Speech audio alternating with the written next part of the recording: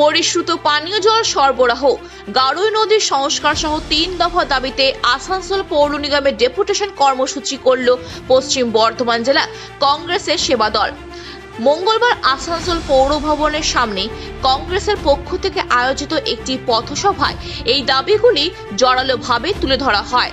সভা শেষে একটি প্রতিনিধি দল ডেপুটেশন পত্র নিয়ে পৌর নিগমে প্রবেশ করে, তবে মেয়র উপস্থিত না থাকায় তারা বাধ্য হন ডেপুটেশন পত্রটি পৌর ভবনের দেওয়ালে সাটিয়ে দিতে।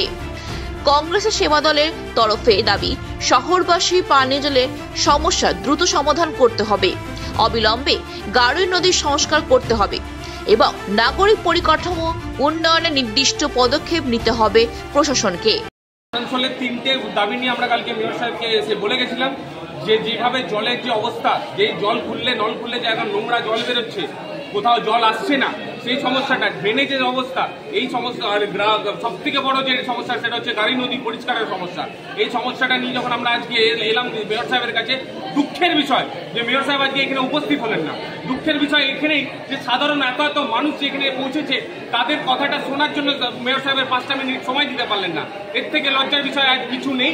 আমাদের এই 3টে সমস্যা শুধু কংগ্রেসের সমস্যা না, এই 3টে সমস্যা গোটা আসানসোলের মানুষের সমস্যা। আসানসোল থেকে রাহুল পাসওয়ানের রিপোর্ট, খবর বাংলা।